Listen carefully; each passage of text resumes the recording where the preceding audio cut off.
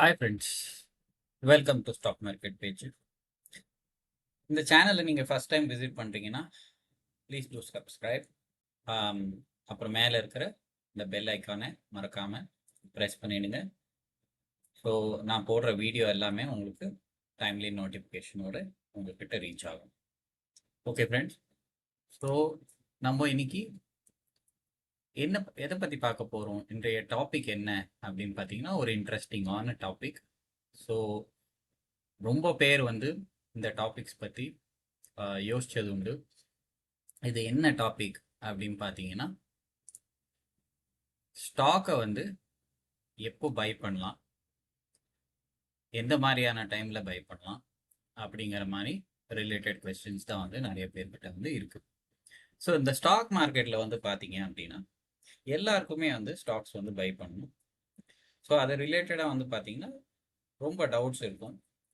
So எப்போ நம்ம by பண்ணோம் ஒரு ஸ்டாக்கை, எப்படி நம்மளுக்கு பாட்டம் ஃபார்ம் ஆயிருக்கா அப்படின்னு தெரிய வரும் அப்படிங்கிற கேள்வியும் இருக்கும். அப்புறம் எப்போ நம்ம ஸ்டாக்கை கரெக்டாக கேட்ச் பண்ணால் நம்மளுக்கு நல்ல ரிட்டர்ன்ஸ் கொடுக்கும். அண்ட் மோஸ்ட் இம்பார்ட்டன்ட்லி பார்த்தீங்கன்னா இப்போ நம்மக்கிட்ட ஆல்ரெடி ஸ்டாக்ஸ் இருக்குது நம்ம போர்ட்ஃபோலியோவில் அப்படின்னா அந்த ஸ்டாக்ஸ் எப்படி ஆவரேஜிங் பண்ணுறது அப்படிங்கிறத நிறைய பேருக்கு டவுட் இருக்குது. அப்புறம் இதை பற்றின கம்ப்ளீட் கைடன்ஸ் தான் இந்த வீடியோவில் நம்ம குயிக்காக பார்க்க போகிறோம். சரிங்களா?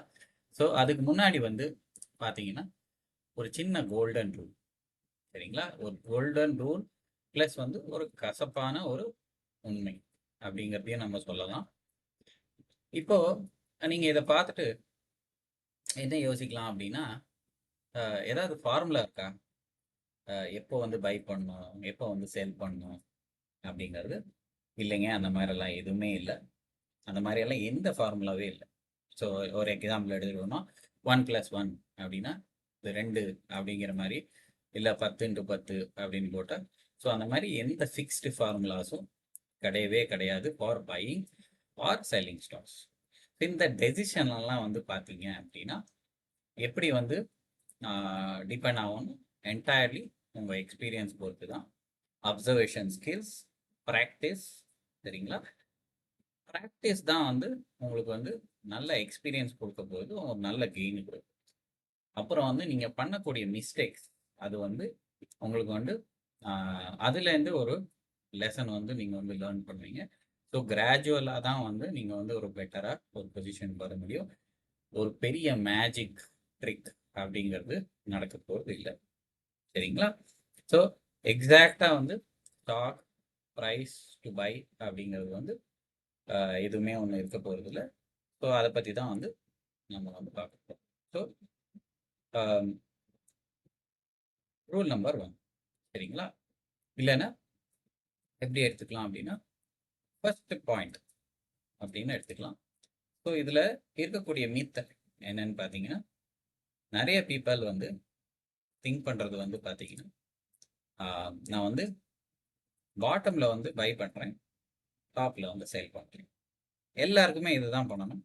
பட் இன் ரியாலிட்டி பார்த்தீங்க அப்படின்னா யாருக்குமே தெரியாது எக்ஸாக்ட் டாப் ஆர் பாட்டம் மார்க்கெட்டில் எந்த மாதிரி இருக்க போகுதுங்கிறது கண்டிப்பாக தெரியாது. சரிங்களா? ஒரு எக்ஸாம்பிளாக எடுத்துக்கிட்டோம். இந்த எக்ஸாம்பிளாக அப்படி எடுத்துக்கிட்டோம் அப்படின்னா, இது ஒரு எக்ஸாம்பிளுக்கு தான் இந்த ஸ்டாக் எடுத்திருக்கேன்.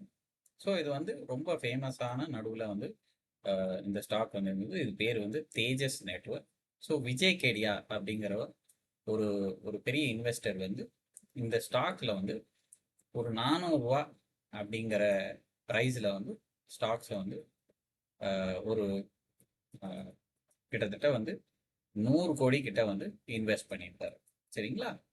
ஸோ அந்த மாதிரி டைமில் பார்த்தீங்கன்னா அவர் இன்வெஸ்ட் பண்ண டைமில் அப்படின்னு பார்த்தீங்கன்னா அந்த டைம் 90% கிட்ட அந்த ஸ்டாக் அவர் இன்வெஸ்ட் பண்ணதுலேருந்து கிராஷ் ஆச்சு. சரிங்களா? 90% அப்படிங்கிறது கிராஷ் ஆயிடுச்சு. ஆனால் பார்த்தீங்கன்னா அவர் பர்ச்சேஸ் பண்ண டைம் ஒரு நல்ல டாப்பில் தான் பர்ச்சேஸ் பண்ணார். சரிங்களா? அப்புறம் லேட்டர் ஆன் டேட்டில் அப்படின்னு பார்த்தீங்கன்னா அந்த ஸ்டாக் வந்து பார்த்தீங்கன்னா மறுபடியும் ரெக்கவர் ஆச்சு. அதுக்கப்புறம் கிட்டத்தட்ட 975% வந்து அவர் வந்து எக்ஸிட் ஆயிட்டார். சரிங்களா? ஸோ அந்த ரிட்டர்ன் வந்து பார்த்தீங்கன்னா ரொம்ப வருஷம் ஹோல்ட் பண்ணி அவர் வந்து நல்ல ரிட்டர்ன் வந்து எடுத்தார். ஓகேவா? ஸோ இதுலேருந்து நம்ம என்ன தெரிஞ்சுக்கலாம் அப்படின்னா, ஒரு ஒரு நல்ல பெரிய இன்வெஸ்டராக இருந்தாலுமே யாருனாலையுமே இதுதான் எக்ஸாக்ட் டாப், இதுதான் எக்ஸாக்ட் பாட்டம் அப்படின்னு வந்து யாருனாலையுமே கணிக்க முடியாது, ப்ரெடிக்டும் பண்ண முடியாது. ஸோ இதுலேருந்து வந்து நம்ம தெரிஞ்சுக்கக்கூடிய விஷயம் என்னன்னா, டாப் அண்ட் பாட்டம் வந்து கண்டிப்பாக யாருக்குமே தெரியாது. ஸோ சிமிலராக வந்து பார்த்தீங்கன்னா ராகேஷ் ஜுன்ஜுன்வாலா அப்படிங்கிறவர் பார்த்தீங்கன்னா உங்களுக்கு எல்லாருக்குமே தெரியக்கூடிய பேர். ஸோ இவரும் வந்து பார்த்தீங்கன்னா ஃபெட்ரல் பேங்க்ல வந்து இன்வெஸ்ட் பண்ணியிருந்தாரு. ஸோ ஃபெட்ரல் பேங்க்ல இன்வெஸ்ட் பண்ண டைம் பார்த்தீங்கன்னா அவர் இன்வெஸ்ட் பண்ணதுக்கு அப்புறமே இமீடியட்டாக வந்து பார்த்தீங்கன்னா கோவிட் வந்துருச்சு. ஸோ அதுக்கப்புறம் வந்து பார்த்தீங்கன்னா ரொம்ப வந்து ஸ்டாக் வந்து ரொம்ப ரொம்ப ரொம்ப வந்து டவுன் சைடில் இருந்தது. ஸோ எப்போவுமே வந்து பார்த்தீங்க அப்படின்னா இந்த குட் பிஸ்னஸ் ரெக்கவரி அப்படிங்கிறத வந்து நம்ம வந்து ரொம்ப கவனமாக வந்து வச்சுக்கணும். ஏன் குட் பிஸ்னஸை பற்றி நம்ம கான்சென்ட்ரேட் பண்ணணும்? மெயினாக வந்து பிஸ்னஸ் நல்லா இருந்தது அப்படின்னா அவங்களுடைய ரிட்டர்ன்ஸும் நல்லா இருக்கும். அதே டைமில் வந்து பார்த்தீங்கன்னா பிஸ்னஸை மட்டுமே நம்ம பேஸ் பண்ணி ஸ்டாக்ஸில் வந்து இன்வெஸ்ட் பண்ணோம் அப்படின்னா நம்மளுக்கு எந்த விதமான பயமும் இருக்காது. ஸோ ஆஸ் யூஷுவலாக வந்து பார்த்தீங்கன்னா பிளைண்டாக வந்து இன்வெஸ்ட் பண்ணிங்கன்னா உங்களுக்கு கண்டிப்பாக வந்து அந்த மாதிரியான விஷயம் இருக்கும். ஸோ அடுத்ததாக வந்து எல்லாருமே வந்து இந்த மாதிரி சொல்கிறாங்க அப்படின்னு பார்த்தீங்கன்னா எக்ஸாக்ட் பாட்டம் டாப் அதை பற்றியே பேசிகிட்டு இருக்காங்க அப்படின்னா நீங்கள் வந்து லாஜிக்கலாக திங்க் பண்ணி பார்த்தீங்க அப்படின்னா வந்து பாட்டம் டாப் அப்படின்னு தெரிஞ்சிட்டாலே எதுக்கு வந்து எல்லாரும் வந்து எஸ்ஐபி பண்ணுறாங்க? சிஸ்டமேட்டிக் இன்வெஸ்ட்மெண்ட் பிளான் வந்து அப்படிங்கிற ஒரு விஷயமே இருக்கவே இருக்க போகிறது இல்லை. எல்லாருக்குமே பாட்டமும் டாப்பும் தெரிஞ்சிச்சு அப்படின்னா எல்லாருமே வந்து என்ன பண்ணுவாங்க, லம்சமாக வந்து எக்ஸாக்டாக பாட்டமில் வந்து பை பண்ணுவாங்க. அப்புறம் வந்து டாப்பில் போனதுக்கு செல் பண்ணிடுவாங்க. சரிங்களா? எதுக்கு எஸ்ஐபிங்கிற ஒரு கான்செப்ட் இருக்குது அப்படின்னு மார்க்கெட் வாலட்டிலிட்டி அது வந்து எஸ்ஐபி வந்து ஹெல்ப் பண்ணுது உங்களுக்கு ஆவரேஜிங் காஸ்ட் பண்ணுறது. சரிங்களா? ஸோ ரெண்டாவது பாயிண்ட் அப்படின்னு பார்த்தீங்கன்னா எல்லாருமே வந்து நினச்சிக்கிறாங்க வந்து ஷார்ட்கட் இருக்கு ஸ்டாக்ஸை வந்து பை பண்ணுறதுக்கு. ஸோ நம்ம வந்து பிஸ்னஸை மட்டுமே படித்தா போதும், பிஸ்னஸ் மாடலை தெரிஞ்சுக்கிட்டா போதும். ஸோ ஸ்டாக்ஸை வந்து ரேண்டமாக போய் பை பண்ணக்கூடாது. மார்க்கெட்டில் வந்து மார்க்கெட் வந்து ஓப்பனாக தான் இருக்குது, எல்லாருக்குமே ஓப்பனாக தான் இருக்குது. நீங்கள் வந்து ஒரு செக்டரை வந்து அண்டர்ஸ்டாண்ட் பண்ணிவிட்டு அந்த செக்டரில் வந்து ஃப்யூச்சர் எப்படி இருக்க போகுது, அதோடைய பிஸ்னஸ் எப்படி ஒர்க் பண்ணுது, அப்புறமா வந்து நீங்கள் முடிவு எடுத்தீங்கன்னா நல்லபடியான நம்ம வந்து ப்ராஃபிட்டை பார்க்க முடியும். ஸோ ஒன்லி ப்ரைஸை மட்டுமே ஃபோக்கஸ் பண்ணி நீங்கள் வந்து ஸ்டாக்ஸை வாங்காதீங்க. ஒரு ஸ்டாக்ஸ் வந்து ஃபால் ஆச்சு அப்படின்னு பார்த்தீங்கன்னா ஒரு 100லேருந்து 90 வந்துருச்சு, அது வந்து டசன்ட் மீன் இது வந்து சீப். சரிங்களா? ஸோ வந்து பேட் பிஸ்னஸில் வந்து பார்த்தீங்கன்னா 9 கூட கிட்ட போகக்கூடிய ஸ்டாக்ஸும் இருக்குது. ஸோ அது வந்து பிஸ்னஸை பொறுத்து வந்து நம்ம வந்து முடிவு பண்ணிக்கலாம். So last point number 3, third point என்னன்னு பார்த்தீங்கன்னா எல்லாருக்கும் மனசில் இருக்கக்கூடியது வந்து ஆவரேஜிங். சரிங்களா? ஸோ இப்போ ஒரு ஸ்டாக் வந்து 100 80 வந்துருச்சு சார், 80 70 வந்துருச்சு சார், 70 60 வந்துருச்சு சார் அப்படின்னு பார்த்தீங்கன்னா நீங்கள் வந்து என்ன பண்ணிக்கணும் அப்படின்னா ஃபஸ்ட்டு வந்து உங்களையே நீங்கள் வந்து கொஸ்டின் பண்ணிக்கணும், ஏன் இந்த ஸ்டாக் வந்து ஃபால் ஆகுது அப்படிங்கிறது வந்து ரொம்ப முக்கியமாக வந்து நீங்கள் வந்து உங்களை வந்து கொஸ்டின் பண்ணிக்கணும்.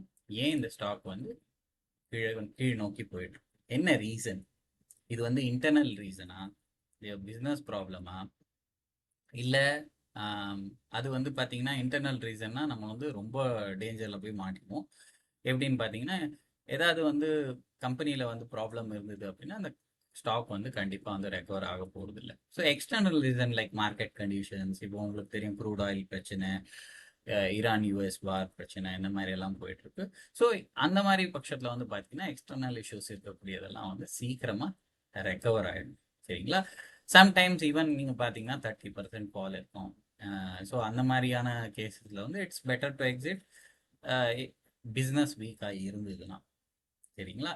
ஸோ சில ஸ்டாக்ஸ் வந்து பார்த்தீங்கன்னா 50-60% கூட கரெக்ஷன்ஸ் காமிச்சிருக்கும். ஆனால் வந்து அது வந்து ஆவரேஜ் பண்ணுறதுல வந்து ஒரு அர்த்தம் இருக்கும். ஏன்னா வந்து பிஸ்னஸ் வந்து நல்ல ஸ்ட்ராங்காக இருக்கும்.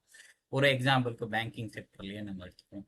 ஸோ நல்ல ஸ்டாக் பேங்கிங் செக்டராக பார்த்து நம்ம போட்டிருந்தோம். ஸோ எக்ஸ்டர்னல் இஷ்யூனால அதுவும் கீழே விழுதுன்னு சூனா வந்து அதுவுமே வந்து ரெக்கவர் ஆகும். சரிங்களா? ஸோ கோவிடில் வந்து நம்ம எல்லாருமே பார்த்துருக்கோம். நிறைய ஸ்டாக்ஸ் வந்து கீழே விழுந்தது எக்ஸ்டர்னல் ரீசன்னால. அப்புறம் லேட்டராக வந்து பார்த்தீங்கன்னா நல்லா ரெக்கவரி காமிச்சது. சரிங்களா? ஸோ எந்த ஸ்டாக்குமே நீங்கள் வந்து பை பண்ணலாமா, ஆவரேஜ் பண்ணலாமா அப்படின்னு பண்ணலாம். கேர்ஃபுல்லாக பண்ணணும். ஸ்டாக்ஸ் வந்து சிம்பிளாக வந்து வந்து ரைஸ் ஆக போகிறதில்ல. So at the same time வந்து நிறைய பேர் கேட்குறது என்ன அப்படின்னா, நான் வந்து நல்ல ஒரு ஸ்டாக் வச்சுருக்கேன். அது வந்து இப்போ எனக்கு 500 600 ரூபா வந்து லாபத்தில் இருக்க ஒரு ஸ்டாக்கு அப்படின்னலாம் வந்து. ஸோ அந்த மாதிரியான டைமில் வந்து நாங்கள் எப்படி சார் ஆவரேஜ் பண்ணுறது? ஸோ ஆவரேஜிங் வந்து நீங்கள் அந்த மாதிரி டைமில் வந்து கண்டிப்பாக மார்க்கெட் வந்து ஒரு நாள் வந்து கரெக்ஷன்ஸ்க்கு வந்து உங்களுக்கு டைம் கொடுக்கும். ஸோ அந்த கரெக்ட் ஆகும்போது டைமில் வந்து நீங்கள் பார்த்தீங்கன்னா நீங்கள் யோசிச்சு பார்த்து நீங்கள் வந்து டிசைட் பண்ணி நீங்கள் வந்து ஷேர்ஸை வந்து பை பண்ணலாம்.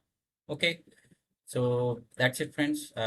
நான் வந்து ஒரு ஈஸியான வேர்ட்ஸில் வந்து உங்களுக்கு எக்ஸ்பிளைன் பண்ண ட்ரை பண்ணியிருக்கேன். எப்படி பையிங் அண்ட் ஆவரேஜிங் வந்து சிம்பிள் வேலை பண்ணலாம் அப்படிங்கிறது. இந்த வீடியோ வந்து உங்களுக்கு ஹெல்ப்ஃபுல்லாக இருந்தது. Please do like, share and subscribe. So please share this video, WhatsApp and social media to support the channel. See you in the next video. Till then, bye bye.